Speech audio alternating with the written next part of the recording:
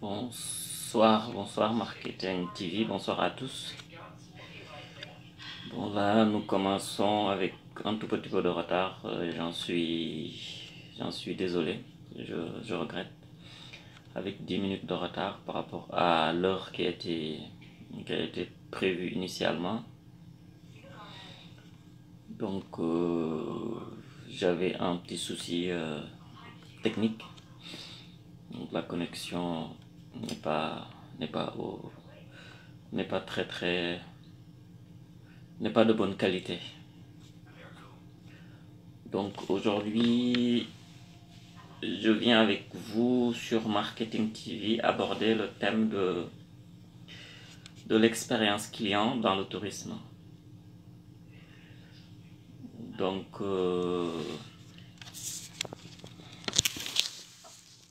l'expérience client dans le tourisme, comme je disais bien.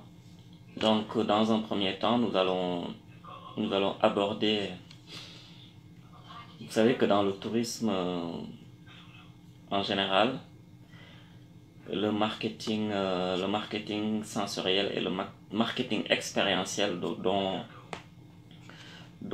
l'intitulé du cours est très important. Donc c'est pour cela que nous allons aborder ce thème-là, donc le marketing sensoriel. Après le marketing sensoriel, on va parler de marketing expérientiel, donc l'expérience client justement. On va voir que l'expérience client, il y a un préalable, donc ce qu'on appelle l'expérience avant que le client arrive au point de vente, donc il y a un préalable. Il y a l'expérience client pendant qu'il est dans votre point de vente. Donc il y a des aspects à voir, à mettre en place pour que le client justement puisse vivre cette expérience-là. Et naturellement, l'expérience après. Donc vous avez un avant, un pendant et un après.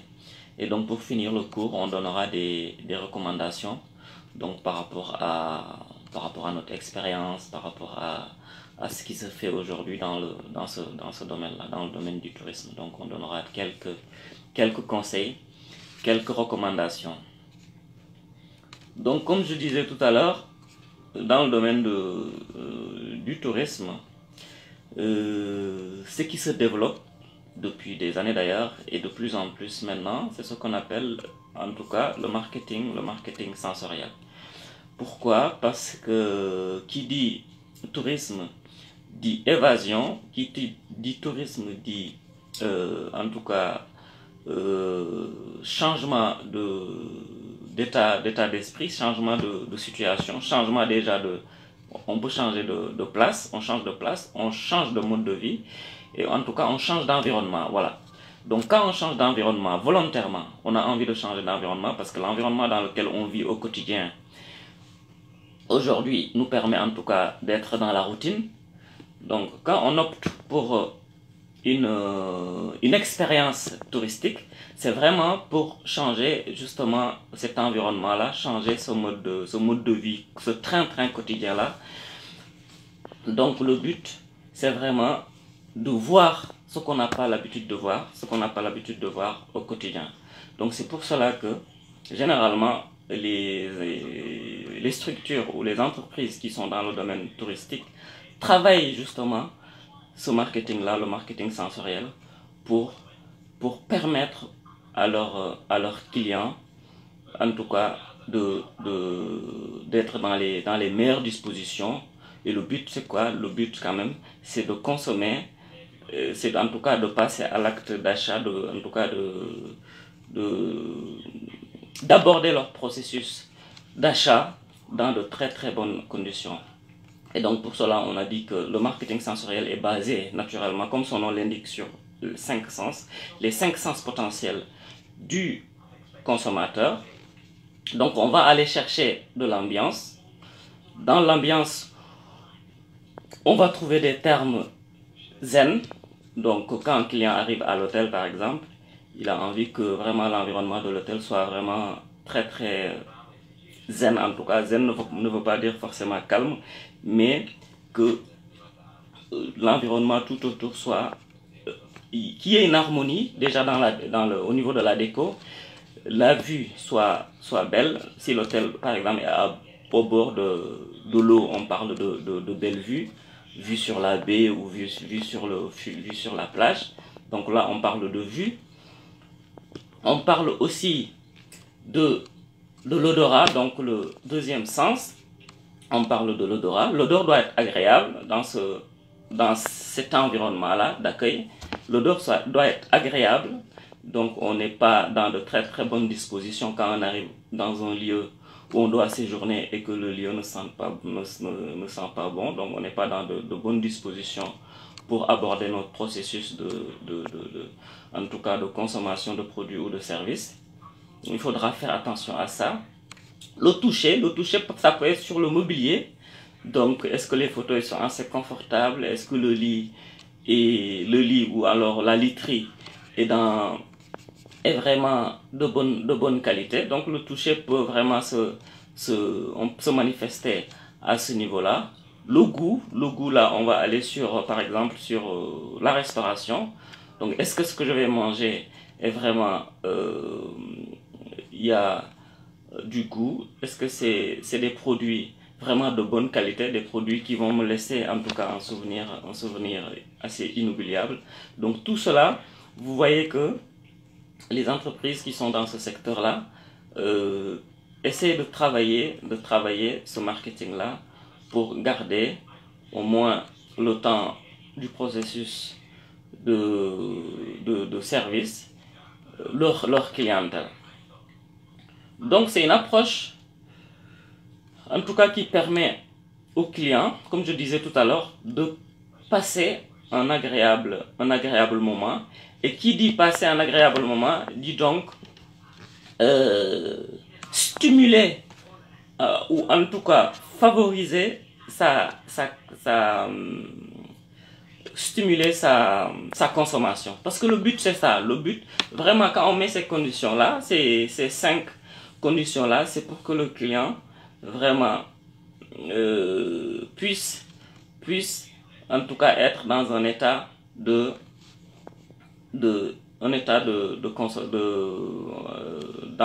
un état pour continuer à consommer ou en tout cas tranquillement passer un bon séjour dans une perspective de revenir. Donc le but, comme je disais tout à l'heure, de cette approche, c'est vraiment permettre au client de vivre un moment assez inoubliable.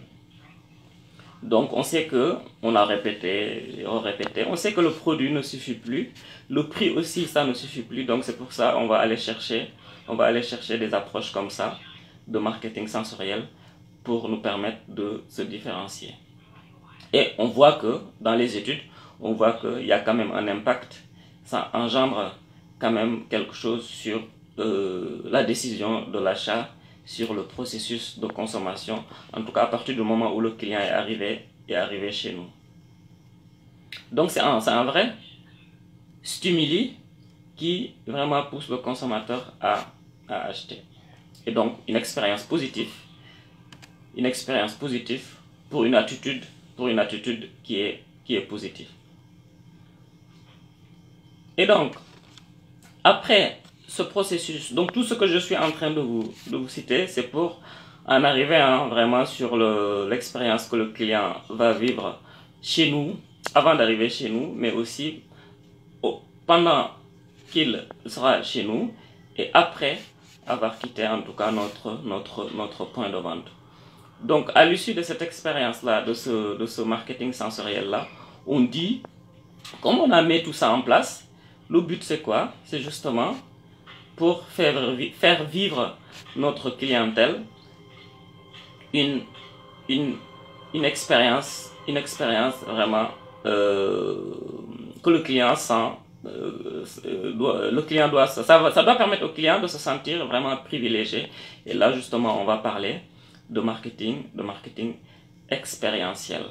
Le marketing expérientiel aussi, ça peut être un événement qui est créé volontairement pendant le séjour.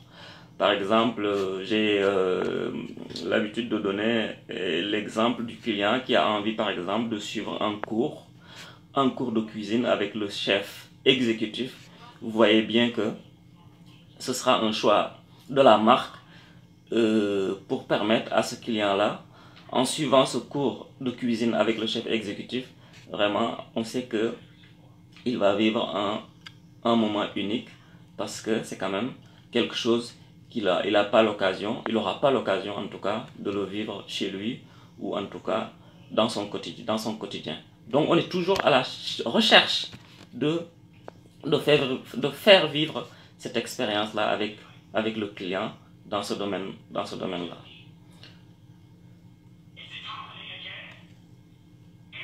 Et donc le but, parce que chaque stratégie doit avoir quand même un objectif bien précis. Pour vraiment mettre en place l'expérience client, c'est qu'il y a un objectif. Donc les 3 objectifs visés par la marque, ce serait de fidéliser en créant une relation humaine extrêmement forte entre la marque et le client. Et donc, le 2e objectif, c'est vraiment gagner en visibilité. Et le 3e objectif, ça permet de favoriser le bouche à oreille. Parce que l'expérience que le client va vivre, forcément, il va soit aller le raconter directement à sa famille, ses amis, ou alors, comme vous le savez bien, les réseaux sociaux est un lieu vraiment pour partager l'expérience qu'on vit au quotidien ou pendant la période de nos vacances. Donc, voilà ces 3 objectifs-là visés par la marque pour mettre en place une expérience client réussie. On sait qu'aujourd'hui, le consommateur est à la recherche d'univers différents, de nouveaux concepts, de lieux, de décors capables de dépayser. Et c'est ça, hein, le tourisme. Je suis en train de définir le tourisme. Donc, quand on voyage, on va en vacances, on va en week-end, c'est vraiment pour couper, comme je disais tout à l'heure, couper du quotidien, aller se détendre. Donc, on cherche le dépaysement. Et dans le dépaysement, la marque peut mettre quoi pour assurer le dépaysement au client? Je le disais tout à l'heure, de l'esthétique. On arrive, on dit waouh, quel endroit, vraiment, c'est très très très beau, c'est différent de l'endroit que je viens de quitter. L'ambiance, bien sûr, l'ambiance. Vous voyez bien que des fois, il n'est pas rare de voir des établissements, d'ailleurs, qui mettent en place ponctuellement, par exemple le week-end, ils mettent en place des soirées d'animation. Tout cela, justement, c'est pour assurer cette ambiance-là. Et on voit que, par exemple, si je donne l'exemple de l'hôtellerie, l'ambiance qui est au bar le samedi soir ou le vendredi soir a un vrai impact sur le chiffre d'affaires du bar. Si on ne met pas d'ambiance, s'il n'y a pas la télé, s'il n'y a pas l'animation, s'il n'y a pas un concert, on voit que à la sortie du restaurant, les gens vont directement dans leur chambre regarder la télé ou regarder un film. Donc c'est pour cela que dans certains établissements, ils ont compris que c'est vraiment un élément qui va booster la consommation. Donc ils vont chercher cette expérience-là qu'ils vont mettre en place au bar. Ça peut être un artiste local qui va venir tous les week-ends pour faire un concert ou alors un groupe d'animation, que ce soit, je sais pas moi, de la percussion ou en tout cas un chanteur solo, permet à l'établissement de garder cette ambiance-là, de garder ce lien-là avec... Si c'est les hôtels-clubs, d'ailleurs, les hôtels-clubs, ils ont en interne, ils n'ont même pas besoin d'aller chercher des musiciens dehors, mais en interne, vous voyez par exemple comme le Club Med, ils ont des animateurs internes qui assurent quotidiennement l'animation de leurs clients. Et ça aussi, vous voyez que ça assure le lien que le client va avoir avec cet établissement-là, le lien humain qu'il va avoir avec cet établissement-là. Parce que pendant son séjour, il ne veut pas s'ennuyer, il veut quand même de l'animation. Et justement, la marque a compris, l'établissement a compris cela. Donc, cette expérience-là aussi peut se manifester, on peut le voir par rapport à l'offre. Alors, je peux donner l'exemple d'une offre de restauration. Il y a des offres de restauration, justement, qui sont un tout petit peu spécifiques. Donc, une offre de restauration qui cherche, par exemple, je sais qu'il y a des hôtels-restaurants qui font des buffets, par exemple, le week-end. Des buffets. Et par exemple, le buffet de pâtisserie, il y a une certaine comment je vais expliquer, une certaine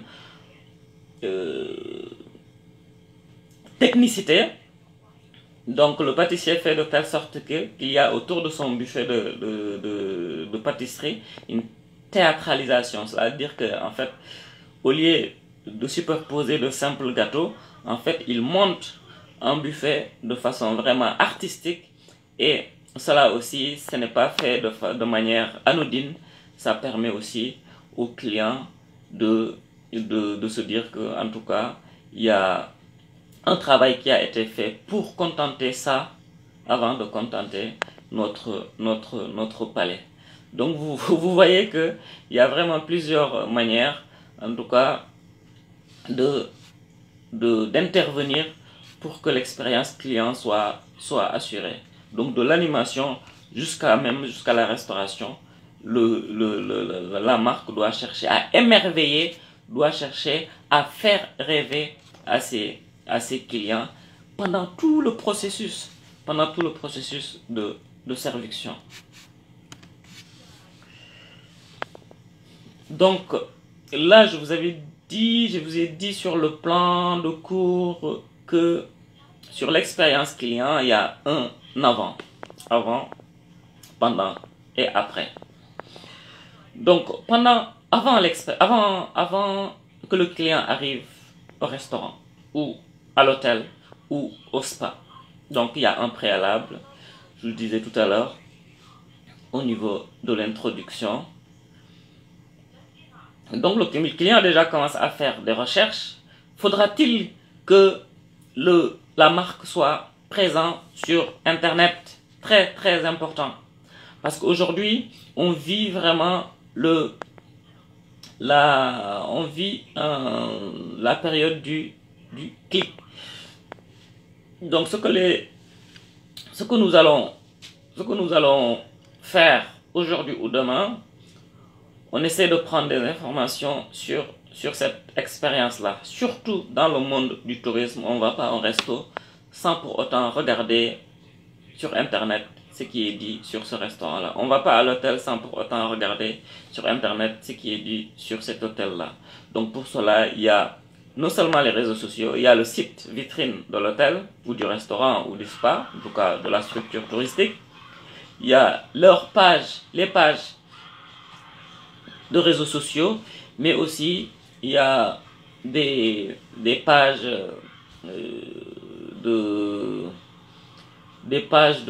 comment ça s'appelle encore, d'évaluation comme TripAdvisor, ou alors des TripAdvisor ou d'autres pages en tout cas qui évaluent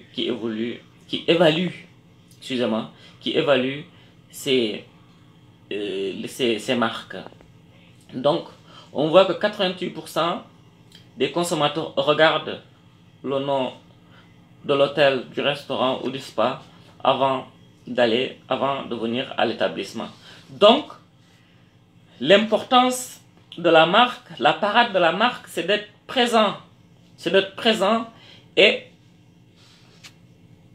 de veiller à ce que cette présence-là soit vraiment impeccable. Il faut avoir un site internet très très facile de navigation. Donc on dit un site internet responsive. Un site internet en tout cas qui s'adapte qui s'adapte au smartphone, qui s'adapte à la tablette et qui s'adapte aussi à l'ordinateur.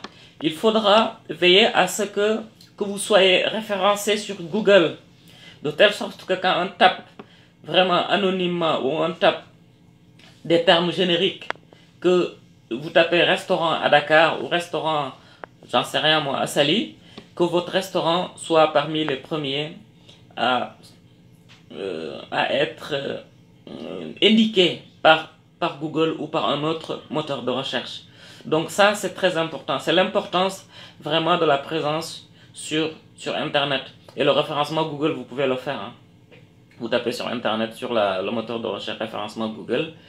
Il n'y a rien à faire. Vous suivez les indications et vous faites le référencement. Ça vous permet, avec votre nom, hein, avec votre charte graphique, ça vous permet d'être référencé et donc pour les recherches, vous passerez parmi les premiers.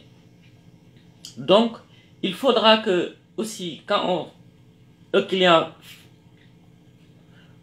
fait une recherche, que le client tombe sur les informations essentielles du site.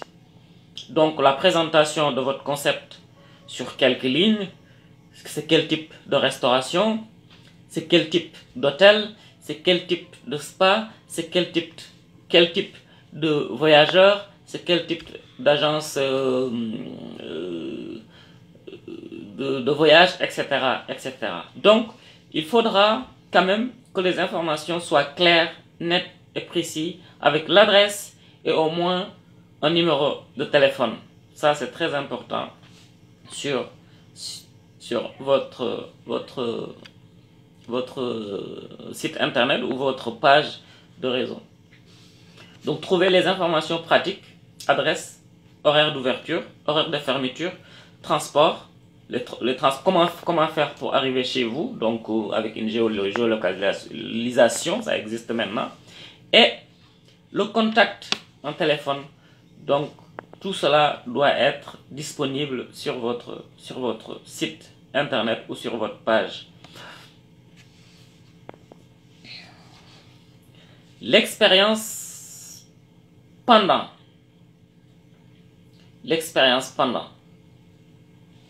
Donc,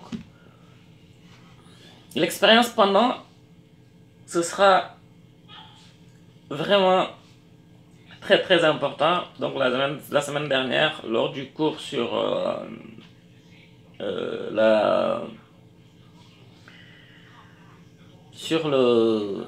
excusez-moi, sur le design, on disait que au niveau du point de vente, l'importance, en tout cas, du personnel de contact est très fondamentale. Donc là aussi, c'est la même chose. Hein. Là aussi, c'est pareil. À partir du moment où le client arrive à chercher sur Internet, nous a trouvé ou alors a eu le bouche à oreille et nous a trouvé, il débarque chez nous, nous devons être aux petits oignons, nous devons être opérationnels. Donc l'accueil doit être efficace, l'accueil doit être professionnel, l'accueil doit être vraiment sans faute. Donc ça, parce que ça, c'est l'expérience pendant l'expérience pendant que le client est chez nous. Donc j'ai tous mes mentors là qui sont en train de suivre le cours. Donc j'ai intérêt à être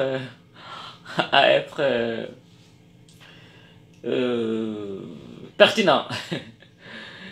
Donc il faut très rapidement s'occuper du client. Donc ça c'est la diligence, l'efficacité, la rapidité. Il faut vraiment optimiser toutes nos qualités humaines. Donc veiller à ce que le client n'attend pas, parce que ça c'est pas bon signe. Donc il faudra s'occuper très vite du client, essayer de comprendre ses besoins. Donc si le client a réservé en avance, donc c'est un peu plus facile, on a la fiche de réservation, mais il faudra en tout cas aller très vite et le client sente que il y a quand même une certaine prise en main. Et donc le relais, justement, c'est le personnel de contact. Le personnel de contact doit connaître les produits ou les services. Ça, c'est très important.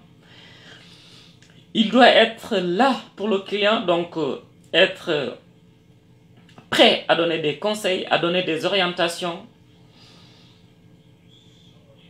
Donc, et aussi, il faudra vraiment avoir le maximum d'informations sur le client pour pouvoir anticiper en cas de besoin.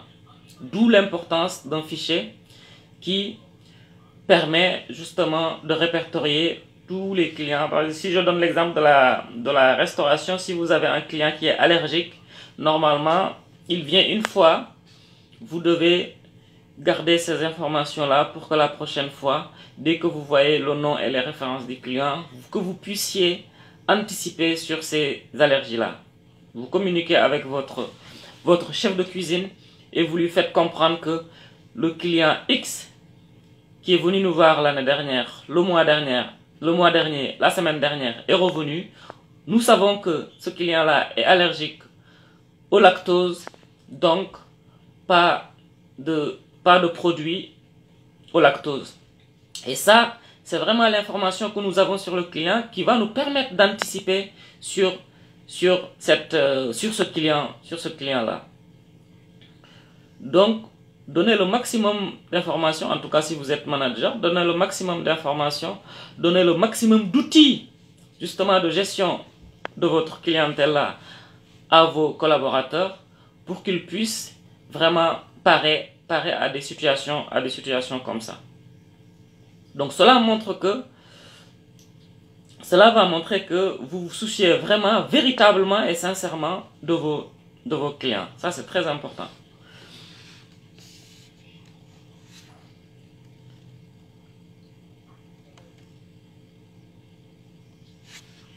Donc, je disais tout à l'heure, le point le plus important, donc ce sera pendant que le client est chez nous, et au niveau du point de vente, ce sera la qualité de notre personnel. Donc, c'est un élément vraiment clé sur cette expérience client-là. Surtout, vraiment, quand on parle de marques haut de gamme ou de marques de luxe ou de, par exemple, si c'est dans la restauration, si on parle de restauration gastronomique, la qualité du personnel est primordiale parce que la qualité du produit doit aller, si vous regardez bien par exemple ici pour avoir une étoile Michelin ou une fourchette Michelin, non seulement la production doit être de qualité, doit être qualitatif, donc ce qui sort de la cuisine doit être exceptionnel, mais aussi le service doit être au même niveau.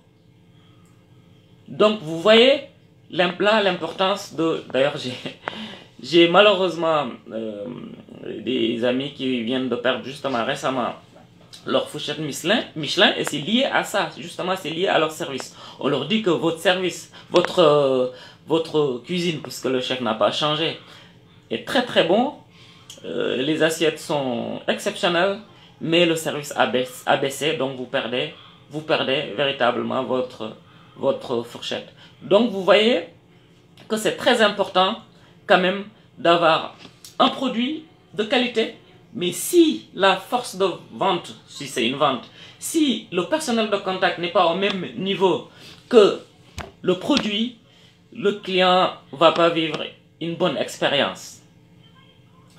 C'est ça en fait. Le client va vivre une expérience vraiment très très compliquée.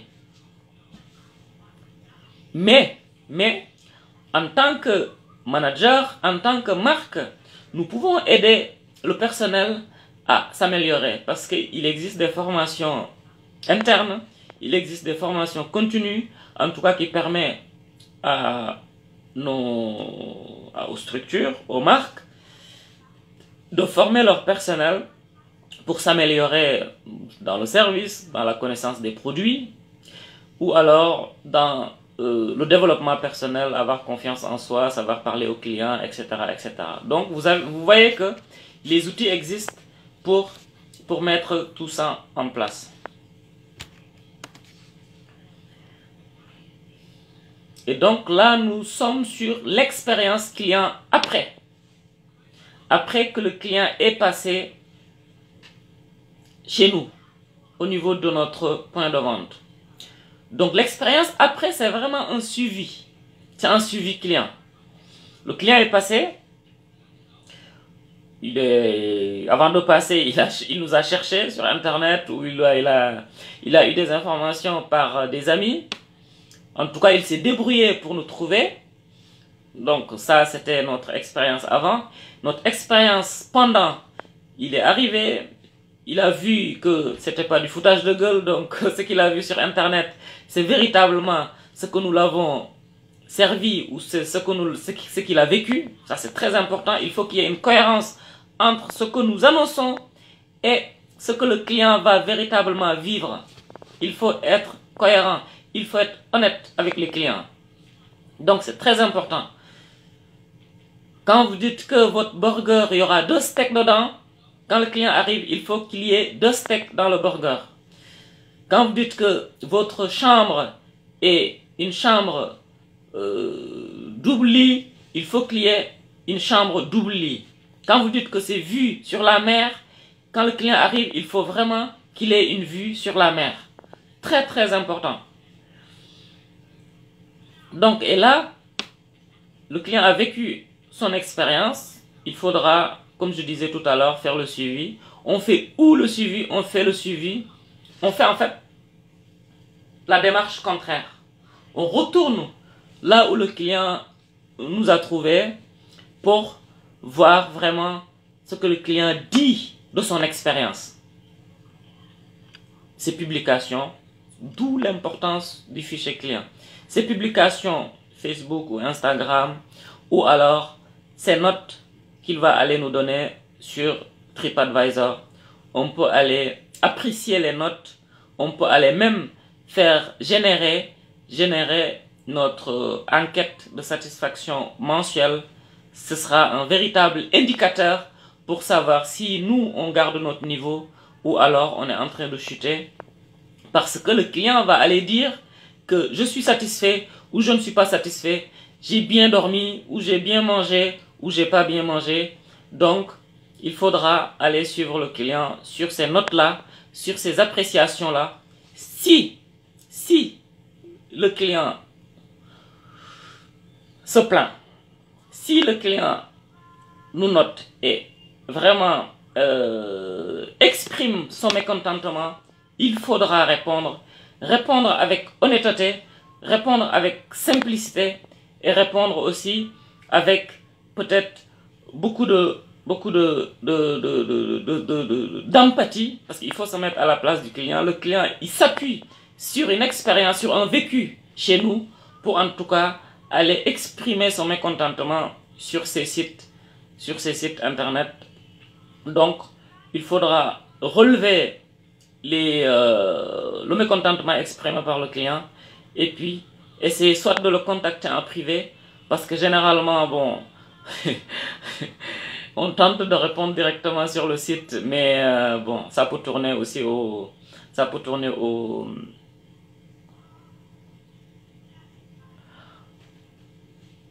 il faudra penser à un live événementiel. D'accord, il n'y a pas de souci. Donc, je disais que voilà l'importance du suivi des clients après leur passage chez nous. C'est très très important à ne pas négliger. Cela participe à maintenir un lien avec nos clients, bien sûr.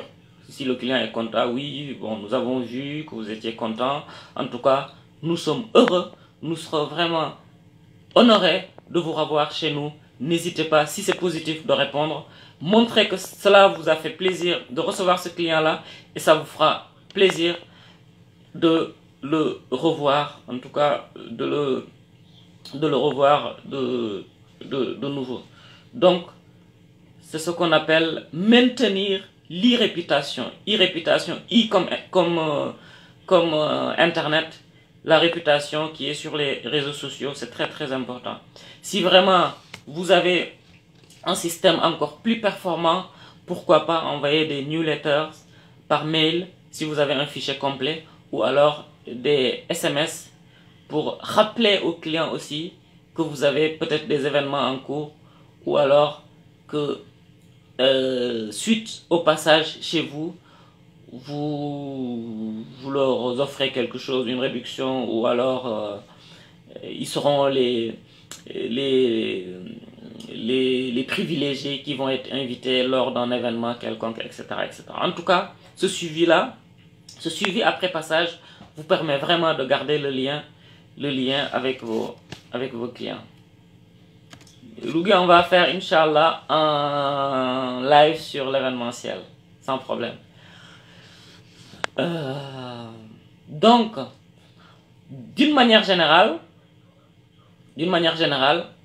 il faut se préoccuper de l'expérience client avant, pendant et après. Ça, c'est vraiment essentiel. Sinon, si on se dit bon débarras, les clients ils viennent, c'est pas mon problème, ils n'ont qu'à venir s'ils veulent pas, ils viennent pas. Non, non, non, on risque au bout de quelques mois fermer boutique. Il faut vraiment un suivi constant de nos clients. Donc il faut être authentique, être cohérent par rapport à notre concept. Donc authentique, on peut le montrer sur le point de vente. Donc comment on décore notre point de vente, comment le design, il faut avoir une signature de service, ça c'est très important. J'en avais parlé la dernière fois. Signature de service, cela veut dire que quand le client vient chez vous, ce qu'il va voir chez vous, il le verra que chez vous. C'est ça une signature de service. Mettez votre spécificité en avant et créez de la valeur grâce à la qualité. Donc la qualité, si vous l'avez, vraiment il faut la garder. On a vu que 40% des consommateurs,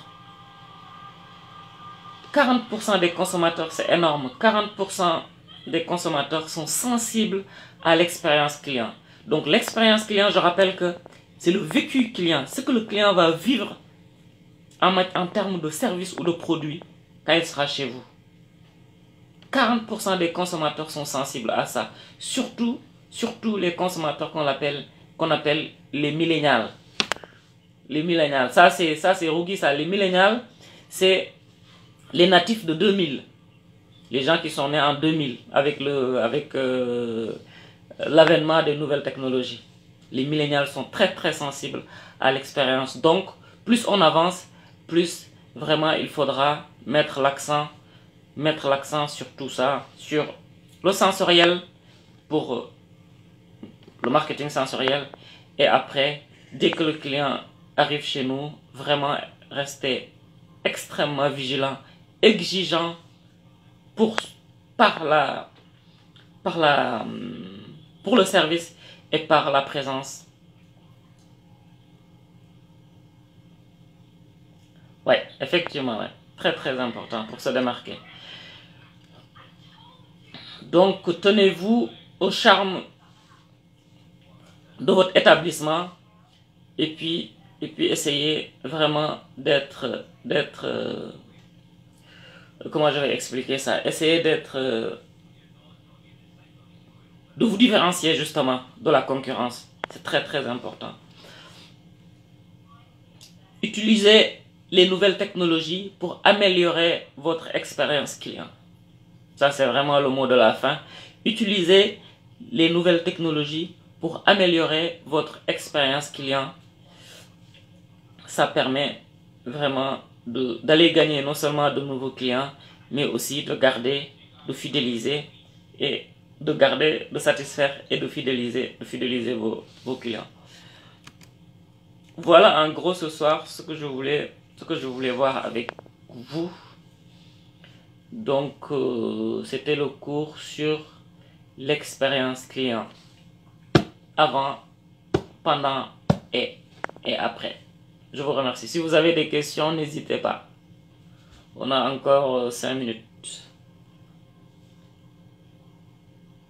Je ne sais pas s'il y a des questions.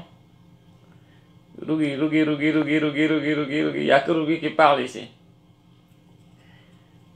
Bonjour, monsieur Diaby. Bonjour à tout le monde.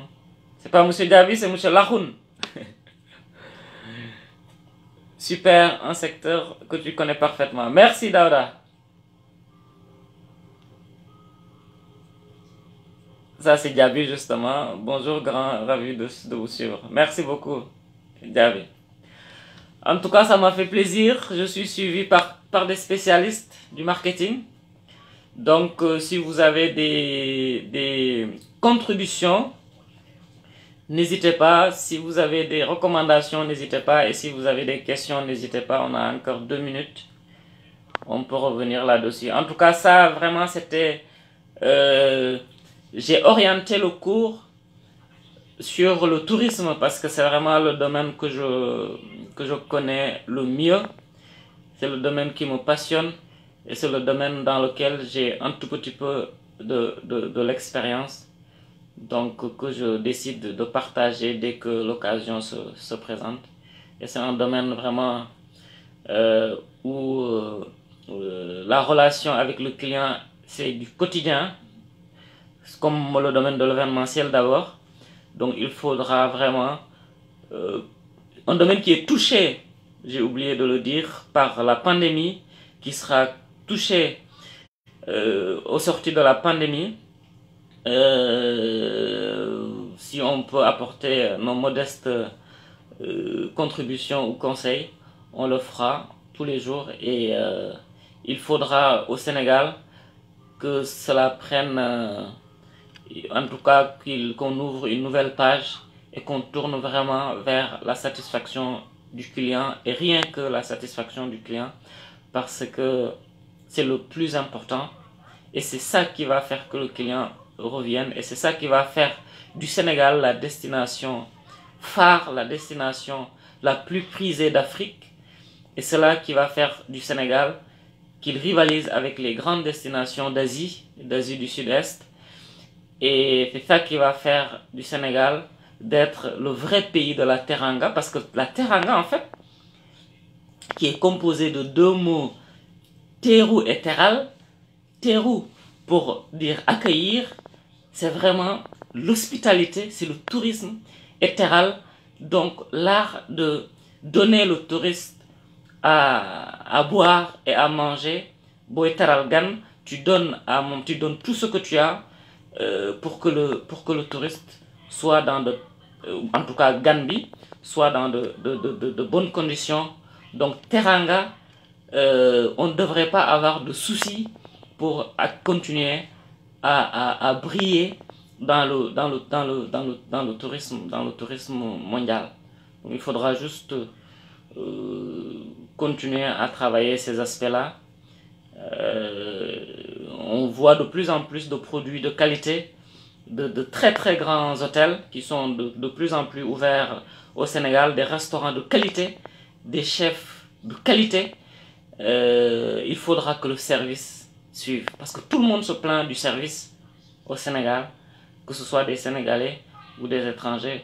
Donc notre défi, c'est que le service soit à la hauteur des produits qu'on a, parce qu'on a des produits de qualité. Donc il n'y a pas de raison que le service ne soit pas de qualité. Et le service, c'est tout simplement la générosité en fait. Vouloir donner et avoir le plaisir de donner aux clients. Voilà. Et je crois que j'ai une question. La relation client, un point à ne pas négliger et que nos compatriotes oublient parfois. Voilà. Voilà, c'est ce que je disais. Donc voilà, je crois que Rougiato a fait la conclusion. À ne pas oublier, on néglige et malheureusement on néglige et il ne faut pas négliger. Je vous remercie et à la prochaine.